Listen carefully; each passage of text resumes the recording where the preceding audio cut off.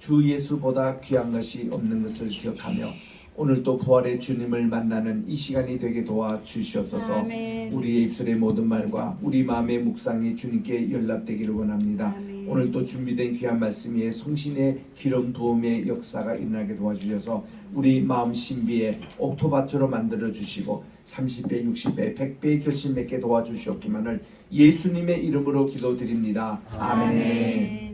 할렐루야. 아멘.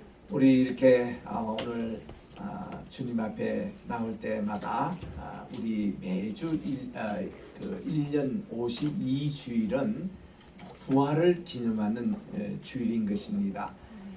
그래서 우리 부활절 주일을 줄여서 우리 주님의 날, 로스데이라고 그렇게 얘기합니다. 세상 사람들은 오늘을 선데이라고 얘기해요.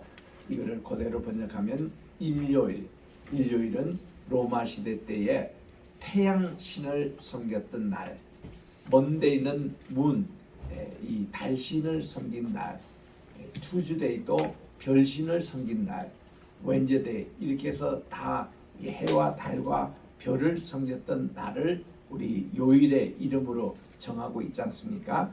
그래서 이 태양을 섬긴 날인데 예수님이 부활하심으로 우리의 영혼의 태양은 진짜 태양은 예수입니다 라고 그렇게 해서 이 날을 우리 성일로 지키기 시작했습니다. 그래서 1년 52주일은 부활절을 늘 지키기 때문에 사실 이 부활절 지키는 이 기쁜 날이기 때문에 주일날은 금식기도 안 해도 됩니다. 그럼 어떤 분들은 주일날 예배드리기 위해서 금식하고 교회 오고 이랬는데 뭐 그거는 개인적인 신앙 그것이지만 꼭 그렇게 금식을 초대부터 안 했어요. 주일날은. 왜냐? 이날은 부활을 기념하기 때문에 잔치날이에요. 여러분 아침 잘 먹고 오셔도 괜찮습니다. 주일날은요 본래 그렇습니다. 이거 우리는 어릴 때도 청교도 뭐 정신이라고 금식 자정 줬다고 해서 주일날 아침마다 어머니가 밥을 안 해주세요. 주일날 되면 우리가 괴롭습니다. 배고픈 상태에서 교회 1부, 2부 예배 드리고 점심 먹으면 1시까지 기다려야 되는데 좀 그런 우리 아픔이 있거든요. 나중에 이렇게 성경을 공부하고 신학을 공부해 보니까 주일날의 기운이 어디서 나오냐 했더니 본래 일요일이 태양신을 숨기는 그날을 진짜 태양 되시는 예수님을 만나서 부활절로 바뀌므로 52주간이 부활절이더라고요. 그래서 이날은요 우리가 사순절 기간에도 사순절 이렇게 40일 동안 예수님 성육신 성금요일 앞두고 우리가 금식하잖아요. 주일말은 빼는 거예요. 그래서 사순절 기간이 모두 며칠 나는 47날입니다. 47일이에요. 거기서 7이라는 것은 주일날입니다. 주일날은 금식하지 말라는 거예요. 가톨릭 신자고 뭐고 다 사순절에는 그렇게 안 하는 날입니다. 그래서 제2수요일부터 우리 성금요, 성토요일까지 47일인데 7일이 그렇게 됩니다. 또 우리 느헤미야에 보면은 느헤미야가 예루살렘 성벽을 52일 만에 완성하잖아요. 그도 그냥 그런가 보다 이랬는데 나중에 보니까 이 52일이 52주일 이렇게 1년에 52주일에 그게 줄임말이더라고요. 그래서 이게 부활을 기념하는 날이 된 겁니다. 여러분 이 부활이 얼마나 중요한가 하면요. 여러분 전도하실 때에 이렇게 하면 돼요. 왜 기독교를 우리가 꼭 믿어야 되느냐. 다른 건 다 인간 종교예요. 뭐 불교도 뭐 그냥 석가 또한 이제 마호메트교도 무하메드의 그 무슨 다 이 알리 신을 이제 섬기지만은 다 그쪽 계통으로 그리고 또한 교주들 보면 전부 다 무덤이 다 있어요. 근데 예수님만은 무덤이 없습니다. 이거를 우리가 강조해야 됩니다. 이 부활에 대해서 가르치는 것은 기독교밖에 없습니다. 다 모든 게 죽음이 있거든요. 누구나 사람은 또 모든 신들은 다 탄생이 있고 죽음이 있어요. 근데 우리가 믿는 하나님은 그분 자신이 창조주 하나님이시기 때문에 죽음을 초월했다는 것입니다. 우리 예수님이 부활하신 내용들은 참 지금도 신비에 가깝습니다. 우리 일반 그 당시 제자들도 이를 믿지를 못했어요. 요즘으로 말하면 우리 주님이 부활하실 때에 어느 누구가 탁 가서 예수님의 그 뭔가 CCTV라도 탁 해가지고 주님이 누우시는 곳에 주님이 어떻게 싹 일어나셔서 이렇게 부활하시는 이 장면을 촬영을 했더라면 많은 사람이 더 많이 믿었을까요? 글쎄, 그것도 요즘 뭐 그렇지는 않습니다. 뭐 촬영이 있다고 다 믿는 건 아니잖아요. 이만큼 이거는 하나님의 비밀에 속한 것이에요. 우리 어린아이가 자라고 어린아이가 태어나고 요즘 우리 손주 키우는데 보니까요, 애들 일어나서 기어다니고 걷고 당연하고 말년마다 당연한 건데 어떻게 그냥 안 하는 애가 어떻게 애가 태어나가지고 또 아장아장 걷고 말하기 시작하고 이거 보면 신기해가지고 엄마 할머니들은 그러는데 다른 사람들은 그냥 그렇습니다. 아이고 이거 다 할머니 할아버지 부모들이 이제 그렇게 막 신기한 거지 다른 사람 다 그렇잖아요. 그런 것 같아요. 이거 다 신비로운 거예요. 한마디로 어떻게 애가 그렇게 키워가지고 말도 하고 이렇게 잘하고 이런 것과 같이 하나님 이 세상에 창조하실 때도 우리가 이 창조된 거, 우리가 지금 살고 있는 거 이게 다 신비입니다. 이거 어떻게 과학적으로 설명하는 거예요. 그래서 우리가 모든 것을 과학적으로 증명해야 내가 믿겠다. 그런 신앙 절대 믿지 마세요. 그거는 한정된 겁니다. 우리가 이 세상에 있는 물리적인 것 그리고 기껏해야 화학적인 변화 이 정도는 이 세상에서 일어나는 거예요. 그 정도 있어야 내가 믿게 가는 것은 사람이 그 정도 차원밖에 안 됩니다. 영적인 세계에서는요, 이 모든 것을 뛰어나면서 믿는 이 신앙, 이것은 대단한 내용입니다. 우리 영적인 신앙. 예를 들면 내가 이렇게 중생하고 내가 방언을 받고 내가 이렇게 기적을 참여하고 이런 거요. 너무 이게 신기한 내용입니다. 이거는 어떻게 할 수가 없습니다. 그저께 제가 부산에 백병원에 갔거든요. 우리 이진숙 사모님, 이분은 이태하 목사님의 사모님이시고 우리 신학교가 강의하고 있는 향기로운 나무교회 사모님이시기 때문에 특별히 2년 전에 발병이 됐을 때 참 마음이 아팠습니다. 계속 지금까지 기도했어요. 이분이 이렇게 수술을 해야 된다 하니까 그 교회 의사가 한 분이 계세요.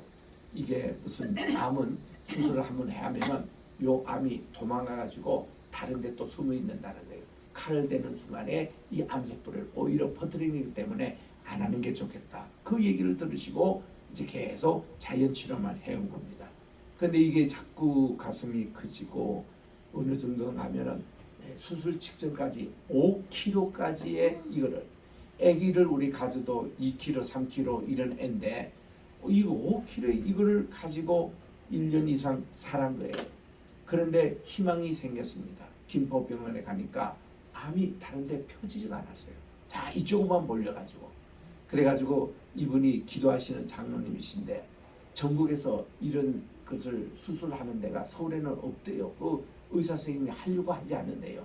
부산에 자기가 잘 아는 백병원에 계시는 그 선생님 이것을 전화를 했답니다. 하겠다는 거예요. 모시고 오라는 겁니다. 그래서 부산까지 내려가셨는데 야, 이거 수술 들어가기 전에 12시간 걸리는지 날을 새서 걸리는지 시간 예측을 못한다는 겁니다. 워낙 큰 수술이기 때문에. 그래서 보니까 두 분 의사가 들어가시더라고. 한 분은 이거 혹되는 이거 암 수술 그거 또 한 분은 이 몸의 것을 해가지고 성령을 또 이렇게 하는 이런 분이 들어가셔서 결과는 5시간 떼내고 5시간 성령하고 10시간 만에 이렇게 나오셨는데 대성공인 거예요.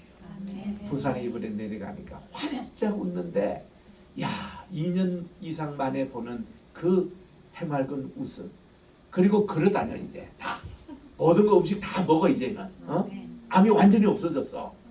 사진을 보여주는데 할 때는 시커멓게 되는 온 피부가 그랬어요. 근데 지금은요 빨갛게 새살로 돌아오는 약간씩 까만 게 보여. 그거 이제 지금 또 제거하는 거예요. 그래서 부산을 떠나지 말고 이곳에서 더 계시라고 해서 병원에서 본래는 2주인데 성령 그 기다린다고 넉 주까지 있었거든요. 이제 더 이상 개치를 못해요. 마침 그 옆에 우리 수용로 교회 부산에서 제일 큰 교회입니다. 정필도 목사님 그리고 이제는 이기호 목사님이 목회하는 그 교회인데 그 교회가 선교 참 열심히 하는 교회입니다.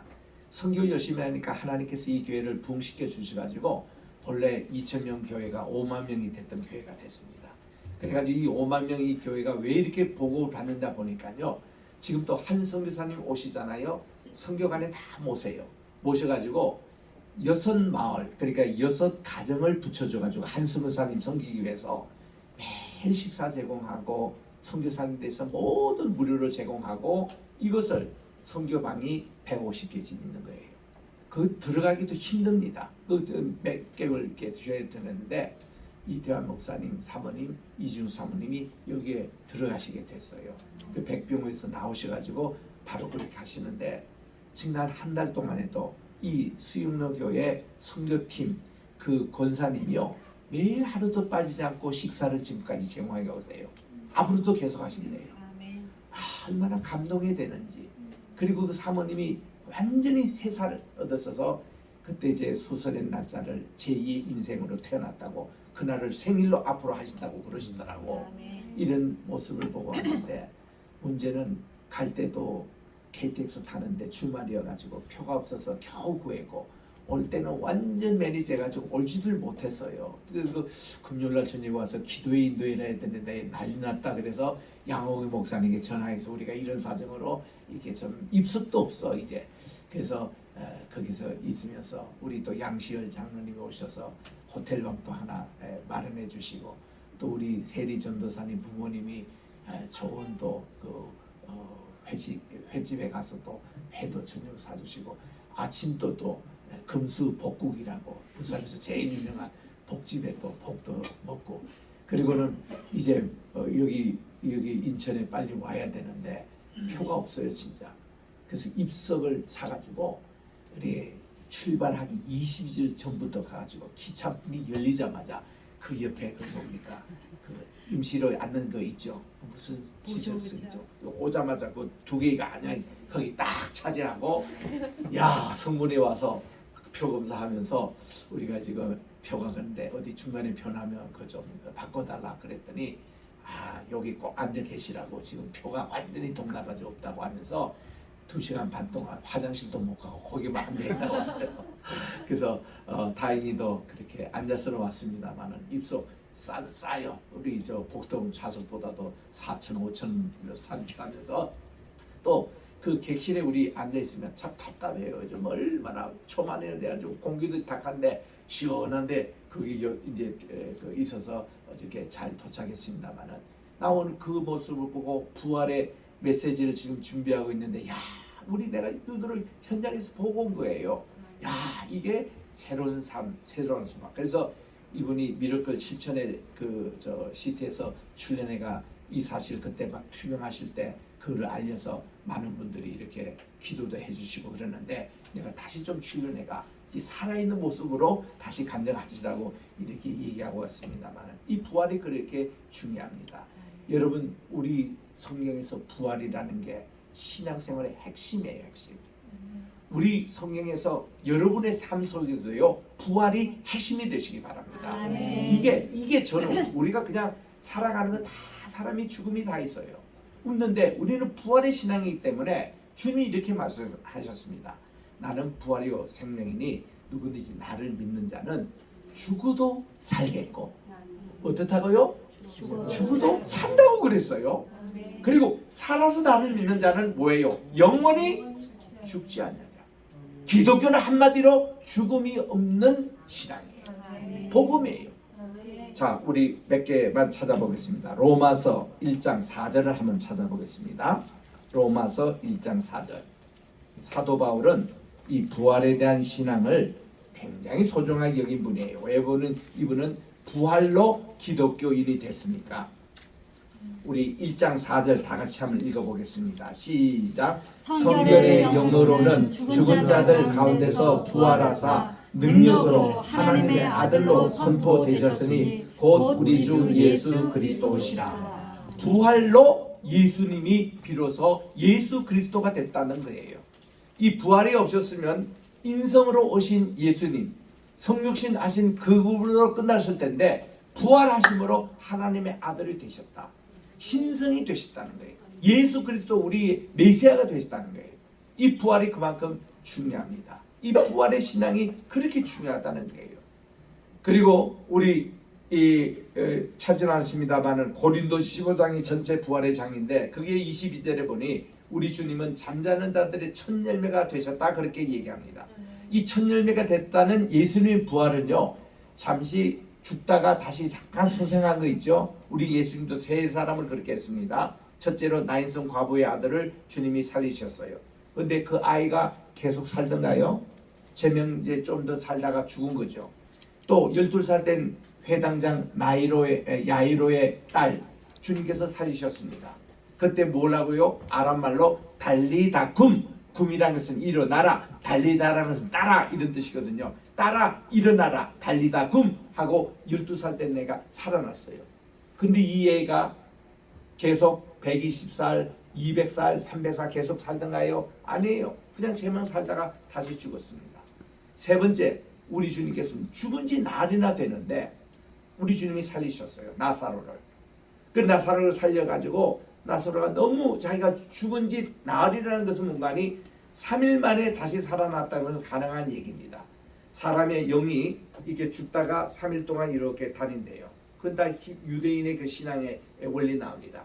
다니다가 나흘 됐다 그러면 완전히 영과 몸이 결별이 된다는 겁니다. 이때는 더 이상 소망이 없는 거예요. 근데 우리 주님이 이때 오셔가지고 죽은 지 나흘 됐던 나사로를 다시 살렸으니 기적 가운데 예수님이 그 많은 기적 행하시는데 최대 기적이 됐지 않습니까? 그래서 6월절에 이 기적을 보려고 많은 사람이 이 나사로 집에 운집을 했고 우리 주님이 예루살렘 입성하실 때 그렇게 많은 사람들이 호산나 하고 이분을 맞이했던 겁니다. 우리 주님이 그렇게 죽은 사람을 다시 살렸었다니까요. 구약에도 보면은 엘리야도 그랬고 엘리사도 그랬고 죽은 사람을 다 살렸었어요. 심지어는 엘리사는 죽어서도 기적이 일어나는데 그 사람이 죽어서 이제 뼈만 있잖아요. 이 뼈에 어떤 시체를 타치했는데 이 시체가 살아났어요. 그런 기적도 성경에는 나옵니다. 그런데 이렇게 살아난 사람은 다시 죽었어요. 근데 예수님은 당신 자신이 하나님이십니다. 이거 우리 잊지 마세요. 하나님께서 동정녀 마리아의 몸을 잠깐 빌려가지고 이 세상에 오셨기 때문에 예수님이 태어나심은 우리 인간의 태어남과 다릅니다. 마태복음 1장에 보면은 모든 사람이 아브라함이 이삭을 낳고 이삭이 야곱을 낳고 할 때 다 할 때는 비겟 이렇게 나옵니다. 영어로. 비겟이라는 뜻이 뭔가니 누구의 아비가 되었고 이런 뜻인데 아브라함은 이삭의 아비가 되고 왜냐하면 아버지가 아들을 낳는다는 할 때는 비겟을 씁니다. 아버지가 아들을 낳는다. 그냥 씨를 준다는 거죠. 근데 어머니가 아기를 낳는다 할 때는 bear를 씁니다. bear 그러니까 B-E-A-R 이제 태어나다. 그리고 bore 이거는 과거. 그리고 과거 분사가 born입니다.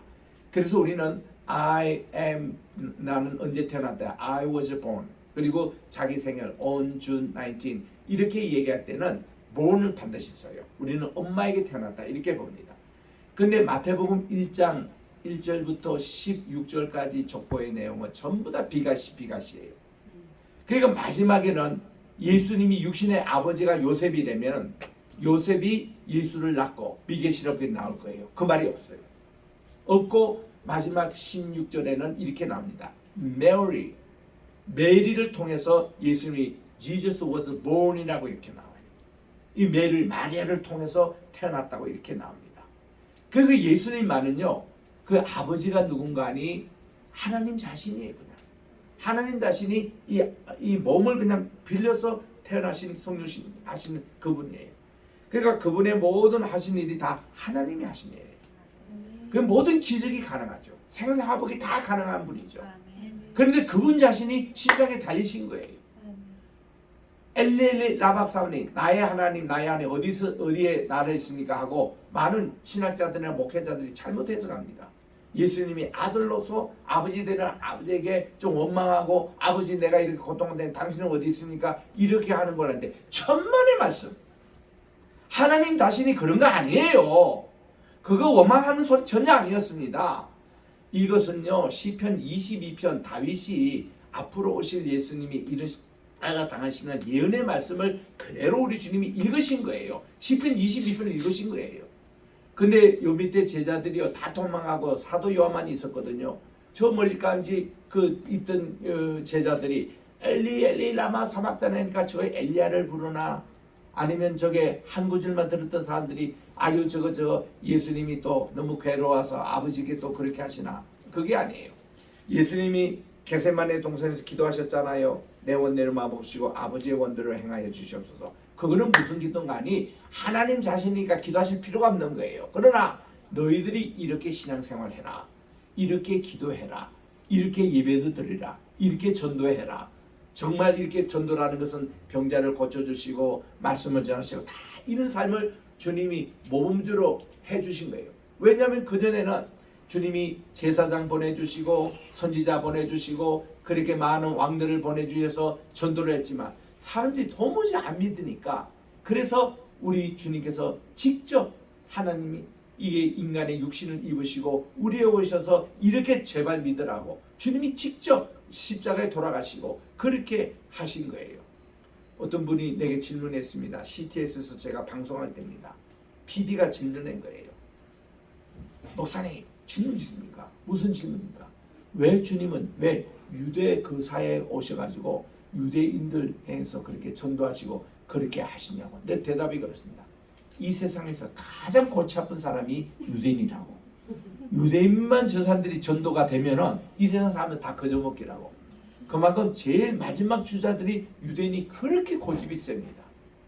그렇게 예수 하나님이 직접 오셔서 전도를 해도 십자가를 못 받고 지금도 그 사람들이 안 믿잖아요.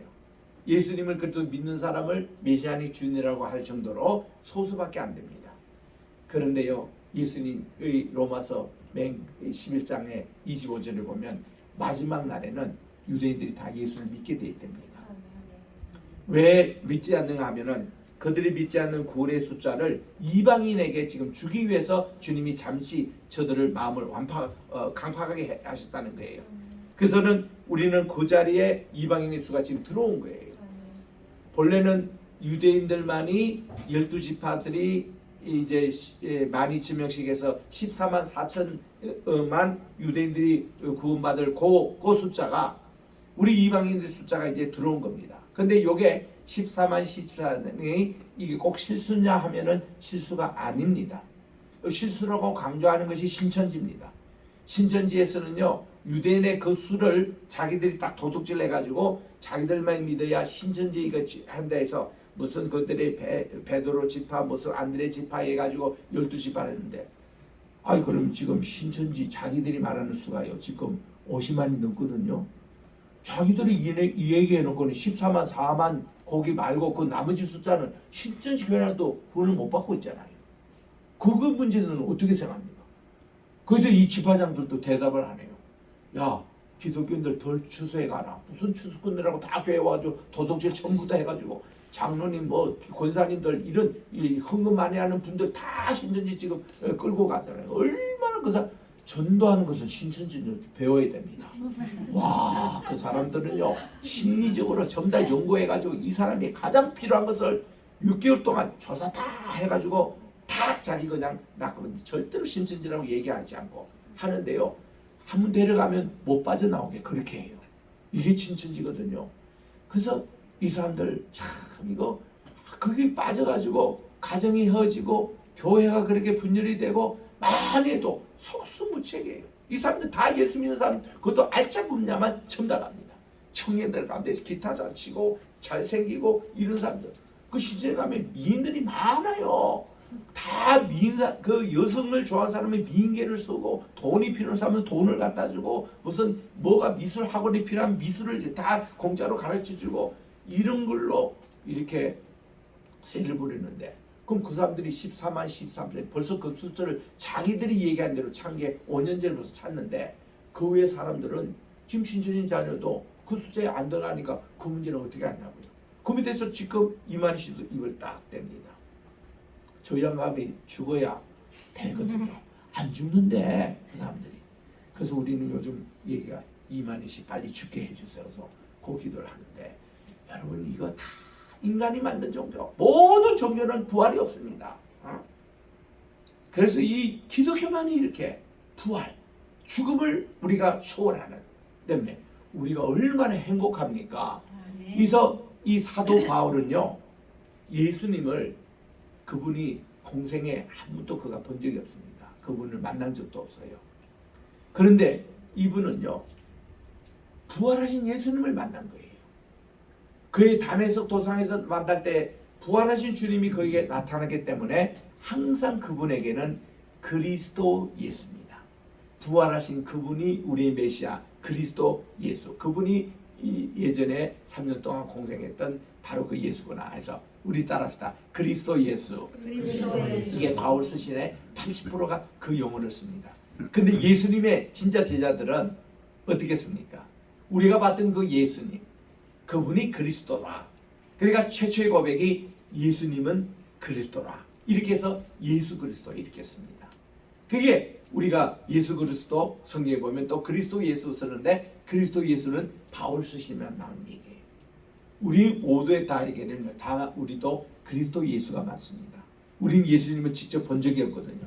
근데 우리는 예수님을 믿음으로 그리스도를 믿음으로 그분이 예수라고 그리스도 예수가 우리에게 맞습니다. 근데 우리는 둘 다 서는 거죠.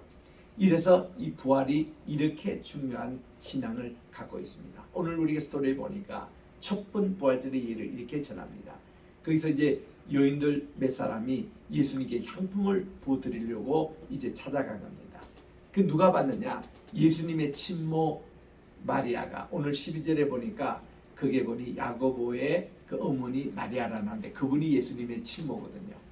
예수님 낳고 나셔서 그다음 야고보 또 도마, 유다, 요셉을 낳았던 이 예수님의 친모 마리아가 주님의 무덤을 정확하게 알고 있습니다. 그저께 아리마대 요셉 이분이 자기의 그 예수님의 처남이라고 하는 거 보니까 예수님의 그 마리아 자기 그 집안의 그 묘였어요. 그게 그 묘에 예수님이 이제 그게 아리마대 요셉이가 그거를 제공해서 그 부활의 장소가 됐는데 잘 알거든요. 근데 이제 가면서 걱정이 생겼어요. 그렇게 이 무덤 돌문을 이렇게 하는데 임봉했다 그랬어요. 임봉이 뭔지 아시죠? 우리로 말하면 시멘트를 발랐다는 겁니다. 그 당시는 예수님한테 회치를 했다는 겁니다. 회치를 하면은 그거를 뜯어내는데 이 여성들 힘으로는 도저히 되지가 않습니다. 장골 몇 사람들이 그 회칠한 거를 뜯어내서 이걸 무들 이렇게 제껴야 되는데 이거 했는데 가니까 그게 다 열려 있는 거예요. 그리고 들어가 보니까 무덤이 비있는 거예요. 예수님의 시신이 없어진 거예요. 그들은 차마 예수님이 부활했다는 생각을 못하고 들어가는데 아이고 두 사람이 아주 멋있는 두 사람이 거기에 앉아서 너희들이 누구를 찾느냐? 예수님을 찾습니다. 우리 주님 어디 계십니까? 왜? 살아있는 분을 죽은 자에게 왜 찾느냐? 이분이 저라는 거예요. 나중에 보니까 이분들이 천사들이라. 천사인데 구약에 보면요. 하나님의 언약궤 지성소에 아니면 가장 언약궤 보면 천사가 두 날개를 이렇게 이게 같이 하면서 요 중간에 영원히 끄지 않는 불 하나님의 쉐케나라고 그럽니다. 영혼의 하나님의 영광 요거를 딱 보고 있는 장면이거든요. 두 천사가 이렇게 다 쳐 있습니다.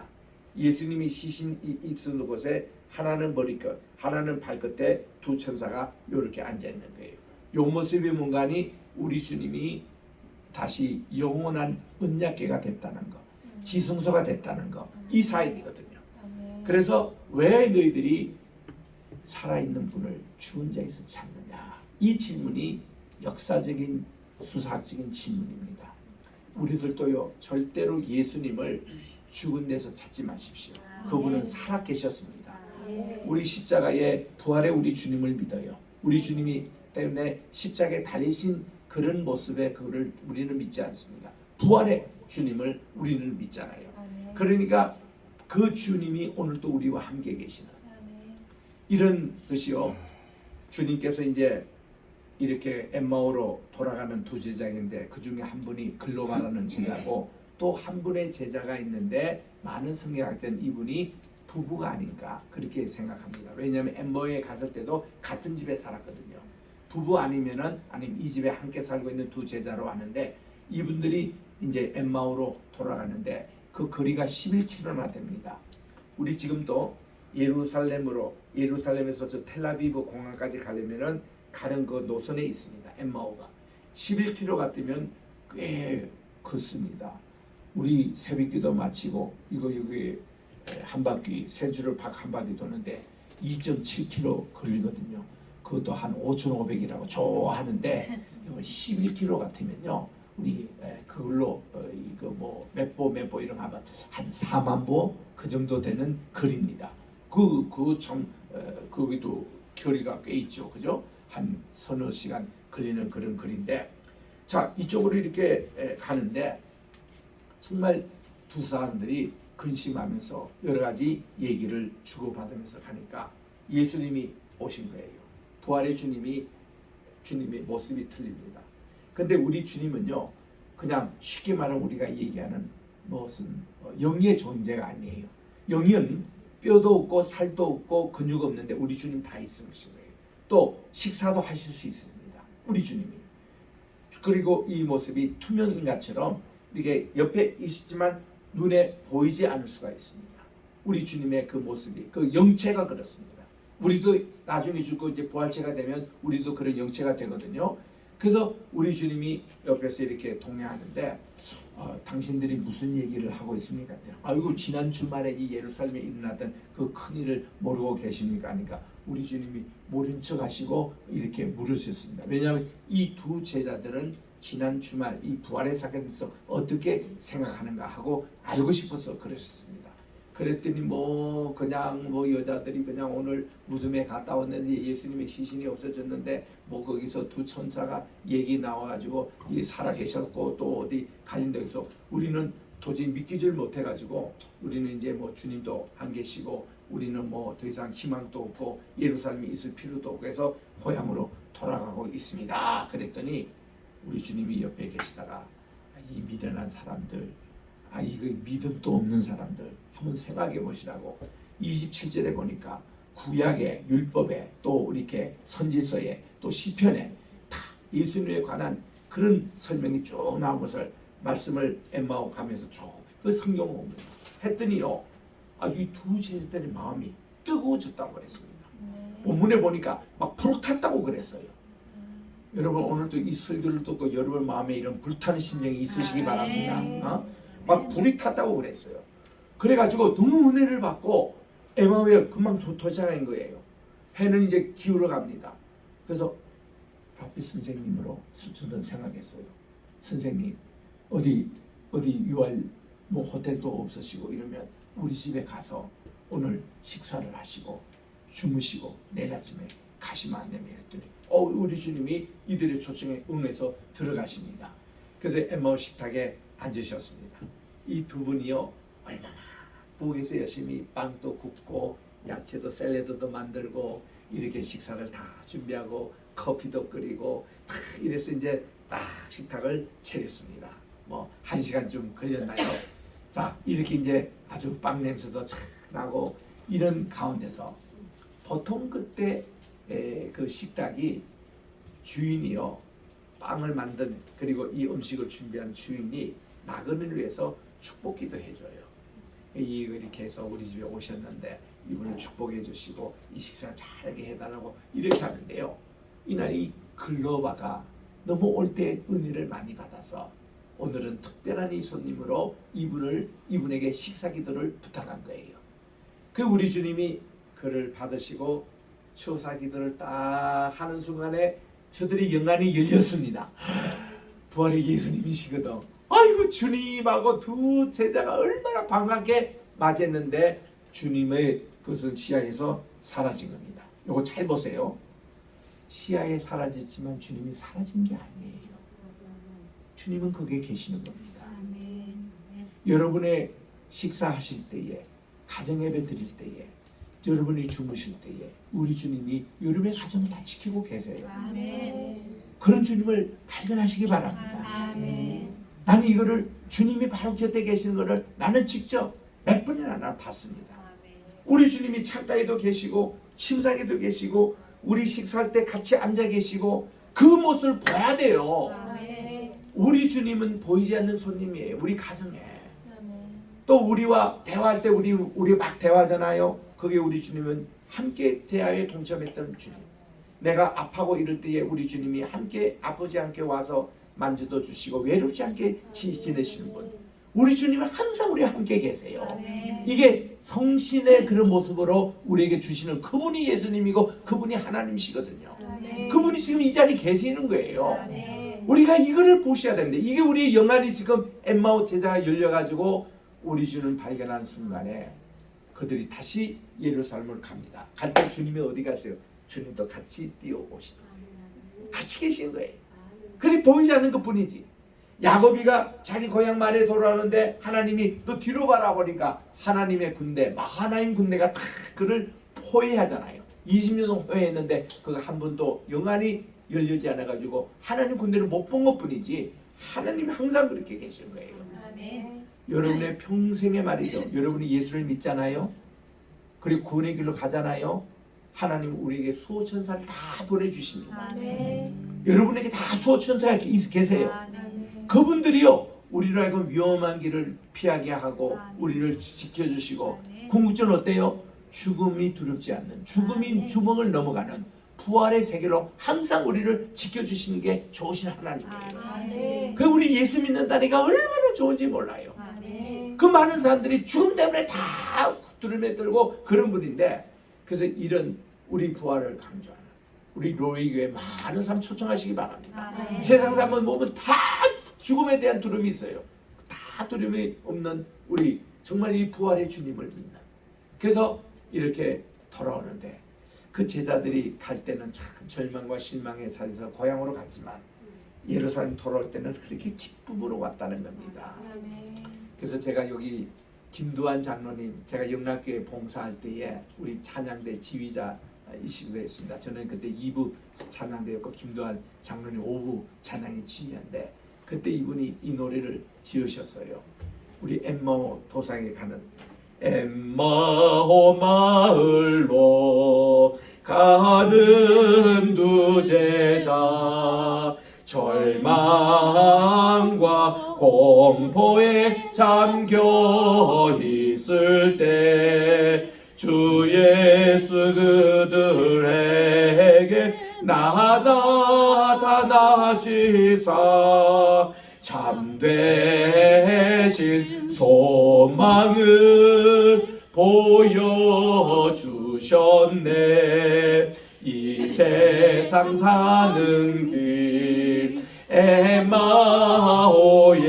길 끝없는 근심이 앞길을 막으나 주 예수 우리에게 나타나시사 새 소망 주심을 믿사옵니다.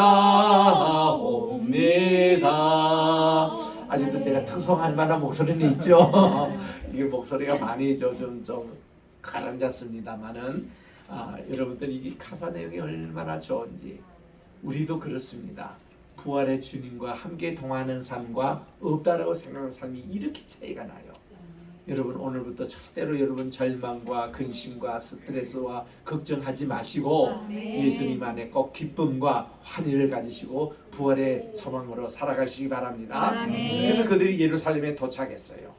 해서 제자들이 있는 그 다락방으로 왔는데 지금까지 있었던 일을 열심히 침튀겨가면서 소개를 하고 있는데 부활의 예수님이 딱 나타나신 거예요. 이거는 다시 제가 설명합니다. 이 주님이 엠마오 제자니까 여기까지 같이 오신 거예요. 그들이 투명의 인간으로 오셔서 눈에는 안 보이고 이 제자들이 안 보이지만은 우리 주님이 샬롬 엘레이케 평화가 여러분들에게 있을지어다 할 때 그들이 영광이 열려 예수를 본 거예요. 오, 깜짝 놀랐습니다. 전부 다 너무너무 좋아하죠. 근데 그들이 너무 기뻐가지고 믿기지 오지 않고 이분이 영인가라고 생각하는 사람도 있었습니다. 그래서 우리 주님이 그들의 마음을 읽어서 야, 너희들에게 뭐 먹을 게 없느냐 했더니 그들이 생선 이렇게 구운 것이 남아있었던 거예요.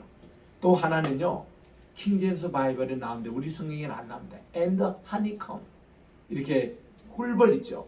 꿀이 또 있는 것을 이렇게 줬습니다. 이거를 우리가 그 당시에 구운 생선을 그 꿀에다가 찍어 먹는 그 꿀입니다. 이거를 드렸더니 우리 주님 그거를 잡수시더라. 그러면서 얘들아, 보통 영은 뼈와 살이 없지? 나는 다 있거든. 그리고 이거를 내가 다 먹거든. 소화 기능도 다 있고 다 우리 주님이 그것을 직접 보여주신 거예요. 제자들이 너무너무 좋아한 겁니다. 그리고 우리 주님이 44절에 이렇게 말씀합니다. 자, 너희들 이전에 어저께 오후에 엠마오로 갈 때 우리 주님이 두 제자가 하신 말씀대로 여기 성경에 보면은 이 율법 책과 그리고 이 선지자의 책과 그리고 시편에 보면은 나에 대해서 기록하고 있노라. 여러분 보세요. 성경 66권은 모두가 예수님을 증거하고 있습니다. 예수님의 부활을 이렇게 말씀하고 있습니다. 그래서 여러분들이 어떤 성경을 읽든지 간에 예수님을 보시기 바라요. 주님이 직접 말씀하셨습니다. 이 모든 성경이 나에 대해서 기록하고 있는 말씀이라 요거 전할 때 그들의 마음도 뜨거우시고 은혜를 받는 거예요. 그래서 우리는 성경을 예수님 부활의 주님의 각도에서 성경을 보면 우리가 뜨거움이 오고 우리 자신이 변화가 되고 우리가 정말 우리 기쁨과 환희가 차는 평화가 차는 이런 신앙으로 바뀔 줄을 믿습니다. 그리고 우리 주님이 이렇게 말씀하셨습니다. 아버지의 약속하신 건 성신입니다. 이거는 예수님이 떠나고 나서 우리 주님은 성신의 모습으로 다시 오신다는 거예요. 이거 약속할 때까지 예루살렘을 떠나지 말라. 그리고 베다니를 통해서 성전산에서 그들에게 축복을 하시고 하늘나라로 그대로 올림을 갈 때에 이 모든 성도들이 기쁨을 가지고 우리 주님의 승천에 또한 이제 증인이 되었고 또 우리 주님이 다시 오실 것을 기다리고 있는 예루살렘 교인들에게 바로 성신님을 충만하게 공급하셔서 오늘날 예루살렘 교회가 생기게 됐습니다. 이들로서 우리 누가복음을 마치겠습니다. 다음 주일부터는 마가복음을 가요. 마가복음 1장 복음의 시작 그걸로 이제 가는데 우리 신약이 다 마치려면은 내년 봄까지 가야 될 것 같습니다. 마태복음 28장, 마가복음 16장 이거 다 가려면은 앞으로 한 1년 4, 5개월 1년까지는 안 걸리고 이제 한 7, 8개월 이제 걸리는데 내년 봄까지 우리 신약이 끝나면은 그 다음부터 구약 우리 말라기부터 우리 지금 거꾸로 순으로 성경을 갑니다. 제가 이거 42년 목회를 했거든요. 목회하는 동안에 이런 식으로 매주마다 성경 하나씩 이렇게 그 강독을 했는데 몇 번 강독했을까요? 모두 제가 주일 예배, 저녁 예배, 수요 예배, 새벽기도 이렇게 하는데 이 성경을 전체 제가 다 가본 게 10번이나 이제 이렇게 했는데 한 번 설교하고 나면 이게 남는 게 없어가지고 제가 지난 이 대전에서 우리 교회 그때 할 때에 하나님께 결심한 게 있습니다. 이제 저 나이도 이제 자꾸 오고 이제 저도 이제 자꾸 기력과 기억력도 이제 떨어지는데 마지막 힘을 주시면 제가 이제 마지막에 강의하면서 이건 다 책으로 내가 내겠습니다. 그리고는 해서 지금 신약이 거의 마쳐왔습니다. 그래서 우리 요한계시록에 관한 책은 주요 어서 오십소서 강의 설교 지금 나왔어요. 나머지 다 원고가 있습니다. 이제 돈만 있으면 제가 이 책을 다 출간할 거예요. 66권 이 1189 설교입니다. 우리 1189 몇 장? 성경 전체 66권이 몇 장? 1189장입니다. 그거를 다 지금 설교하고 있거든요. 그래서 우리 새벽 기도 시간에 시편 마치고 우리 지금 아가서까지 지금 시편도 다 한데 이것도 원고가 다 있습니다. 자, 이런 책을 전부 다 이제 내서 우리 참 마지막 저는 봉사하고 싶은 건데 제 목회의 마지막 결론이자 또 이거 엑기스 같은 말씀을 지금 매주마다 이렇게 전하고 있습니다. 기도 많이 해주시고 우리 끝까지 구약 끝까지 할 수 있도록 기도해 주시기 바랍니다. 기도하겠습니다. 하나님 아버지 오늘도 이렇게 누가복음 가장 우리 신앙생활에 중요했던 부활 신앙을 공부를 했습니다. 이 말씀 꼭 우리가 담아 우리들도 매일매일 부활하게 도와주시고 부활의 주님을 만나 우리의 삶이 엠마오 식탁에서 바뀐 삶처럼 우리의 영안이 열려 우리 부활의 주님이 항상 저희와 동행하고 있다는 것을 늘 발견하게 도와주시고 주님 손 꼭 붙잡고 아름다운 동행이 계속되게 도와주시옵기만을 예수님의 이름으로 기도합니다. 아멘. 찬송가 150장